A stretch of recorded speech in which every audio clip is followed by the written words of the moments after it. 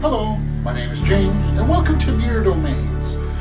Okay, Gotham Season 3, Episode 4, New Day Rising.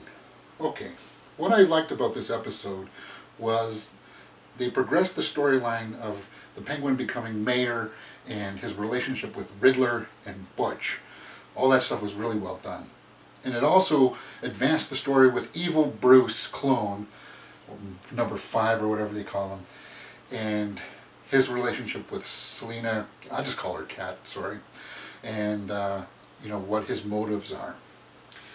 And I finally figured out what they're doing this episode. I find out why Gotham is working, and it's how they set up the next episode in the last few minutes of each new one that comes out. It's kind of like they show little snippets of things that are to come.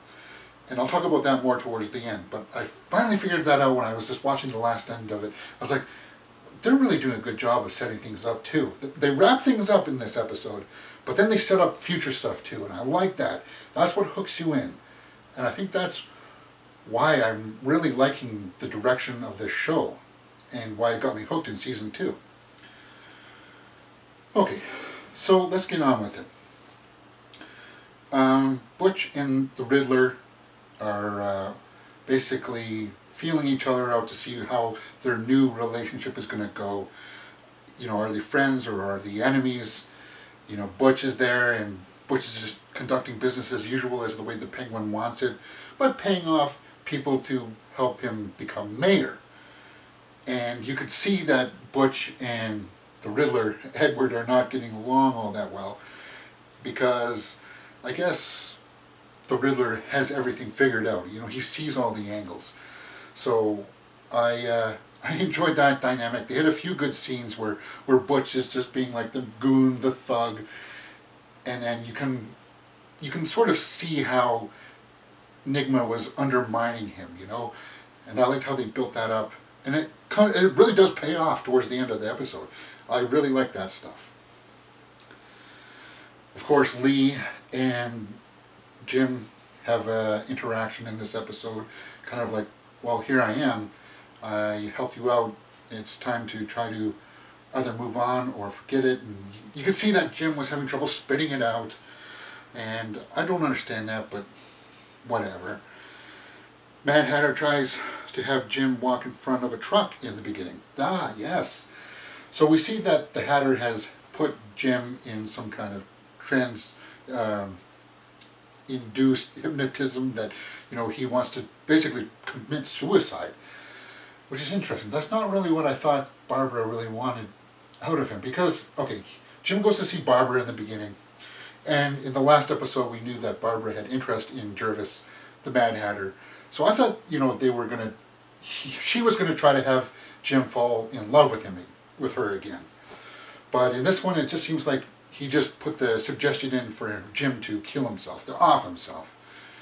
So, that was sort of a, whatever. Okay. And as far as Cat and Evil Bruce, I guess they try to break into a place to get some money, and they get into a small tussle with the people in this bar, and the Evil Bruce clone gets stabbed, and then she realizes that it's not really Bruce. She figures it out. And you could see that she was going to figure that out last episode. And that was interesting. But what it led to something more interesting was that it led to a kiss. I guess Evil Bruce wanted to see or feel admiration, and he stole a kiss from Cat. And that was interesting, because I wasn't expecting them to go there, and I never expected her to buy it, but she just kind of sat there, and that was interesting. And that plays in a little bit later on towards the end of this story and this episode, where Bruce tracks him down, and they have this little face-off on the top of the roof where Cat has those birds, and he just kind of goes him on almost. He's kind of like, oh, and basically Evil Bruce is going to run away, and he's like, thank Cat for that kiss. He's basically trying to get Bruce to show more emotion, I guess. It felt a little too high school cliche kind of boyfriends and girlfriends trying to egg each other on kind of stuff. But I like that. I bought it. And I liked Bruce's reaction to all of it. It gave him a little bit more character and more depth. And I can sort of see the seeds of Bruce and Kat's relationship, hopefully trying to move on and, have more detail in the actual Gotham story. Okay, what else we got? Oh, okay.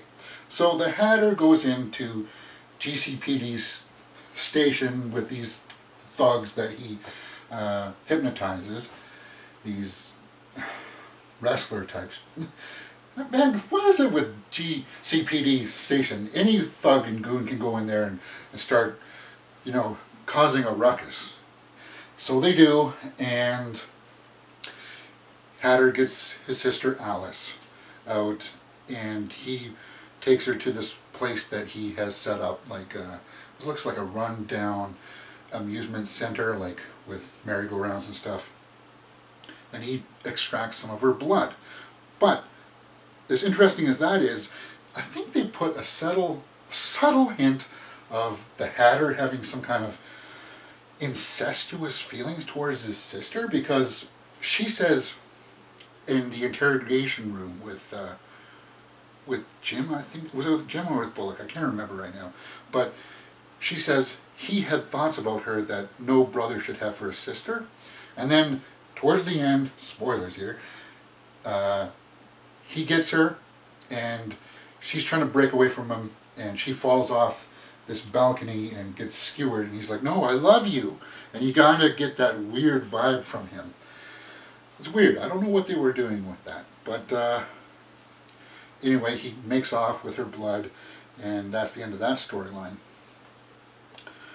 But it ends with a couple of things, in the sense that it's setting up the next episode. And that's what I really want to talk about, is that Gotham does a really good job of having this self-contained story for the episode that has an arc, via Penguin or Gordon, Doctor Strange or Fish Mooney or whatever. There's a self-contained story, but then in the last 5 minutes or so, or maybe even 2 or 3 minutes, they have these small little clips that sets up for future stuff, and that's really cool. I like how they do that. And in this one setup scene with Barnes, he's looking through the wreckage where Alice had fallen through, and her blood is not good for people. And like a scene out of 28 Days Later, he's like looking up at the girders, and a drop of blood falls into his eye. And then you can see it do something to him, and you can see him go, "No!"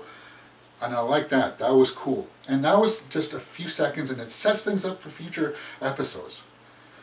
It also ends with evil Bruce walking through the streets of Gotham, and a limousine pulls up, and it's the woman from the Court of Owls. Now, I had foreseen this since last season, when we saw the clone to begin with. Is like, were the Court of Owls eventually going to try to replace Bruce at some point? And I think that's the direction that they're going. But they showed that, and that looked really interesting. Okay, so if I had to rate it, I'd give it a solid 7.5 out of 10 for the episode. I'm really enjoying this season so far, and I can't wait for the next one. Alright, that's it. If you've liked what you've seen, please hit that thumbs up button and subscribe.